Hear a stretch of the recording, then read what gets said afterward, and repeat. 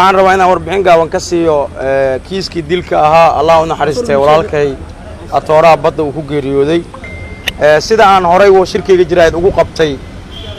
waxyar familkii walaalkay uu ka dhashay oo shirka jiraayad u fahmay in ayaga lagu dulminayay ayaan rabaa nuxur gaaban inaan ka bixiyo shirkeyga jiraayad waxa gundhig u ahaa 3 qodob oo ah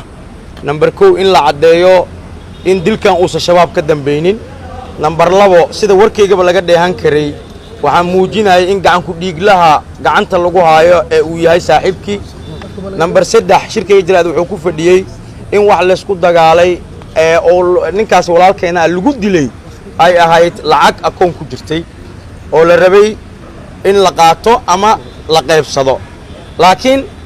asaga ninkan gacan ku dhiiglaha ah sidoo noo sheegay waxaan cadeeyay shirkeyga jiraayad ku cadeeyay gacan ku dhiiglaha wuxuu qoray inay isku dagaaleen lacag ani goobta ma joogin mana ogeyn laakiin habeenkii ninkii la dilay ilaa iyo 10 saac waxaan u soo jeednay sidii dilka lagu heli lahaa inuu shabaab ku dambeeyay waxaan ku dareennay hadduu shabaab ka dambeeyay ninka dhaawaca isbitaalka dadka kala soo baxay booliiska ahaayeen ninka markii la daaweeyay gacantiisa la duubay waxaa la soo baxay booliiska Soomaaliyeed oo CID keenay booliiska Soomaaliyeed xogay haayeen xogtii daba galeen waxaa cadaatay saaxiibkii inuu dilay marka waxaan u cadeynaynaa bulshada Soomaaliyeed oo eelkina hadda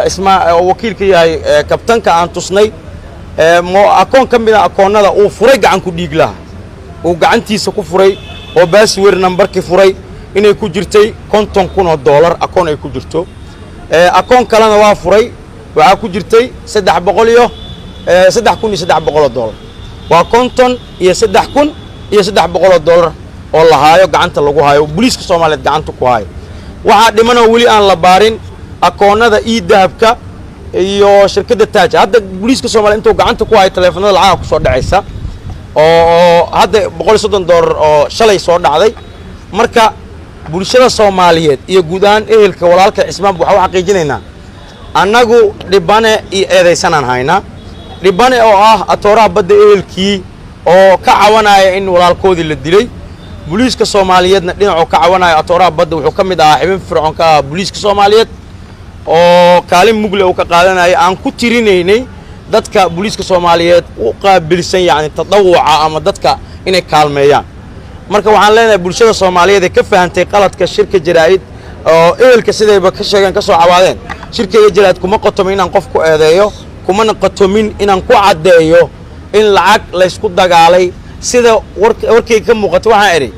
cadeynta laga qoray gacan ku dhiiglaha wuxuu sheegay inay lacag isku dagaaleen lacagtana waa aragnay anaga lacagtana gacanta lagu hayaa maxkamadana go'aan ka gaari doonto maxkamadda horgeyn doona eelka anaga u wacnay markii aan media ka aragnay eelkii oo leh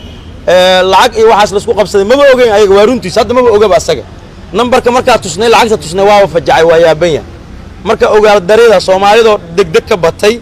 iyo yaani ka hubsashay ma la'aan ay ku dhacdaa laakiin booliiska Soomaaliyeed marna muhiim goowin marna ma gefin walaalkay dhibana booliiska ah ninka la dilay waa booliis eelka ka soo koob booliiska dhibana sababta nagu kaliftay inaan 24 saac kiiskan ku soo ilaalino 24 saac ku baarno 24 saac ku soo cadeyno booliiska Soomaaliyeed ani iskama hadlo markaan waxa ka hadlayo barnaamij aan la soo dhiriyay taliya soo maray saraakiil soo maray la soo baaray waay marka walaalkayna wixii intaan sheegay inaan la wadaagno hadii uu rabay sharciga noo diidayo sharcigu wuxuu nafara dhibana iyo eedeysana inaan u kala cadaalad falno waxaan u xaqiijinayaa bulshada Soomaaliyeed inay ku kalsoonaadaan ciidanka booliiska Soomaaliyeed dhalinyaradooda ku kalsoonaadaan aqoontana waa leenahay haddii dhaqaale ahaan dalalka caalamka aan ka liidano aqoon ahaan waa la sinanahay maalin baynu gaari doonaa ay meel walba kaamilisiisi ku xiran tahay wax walbana la cadeyn doono insha Allah waana mahadsantii kiiskii wiilkii atooraha badda ee aniga ila dhashay arrimihiisii ay jiraan xoogaa isfahan la'aan aniga iyo afayeenka booliiska dhex martay arrintaas markay dhacday kadib waxaan tagnay xaruntii booliiska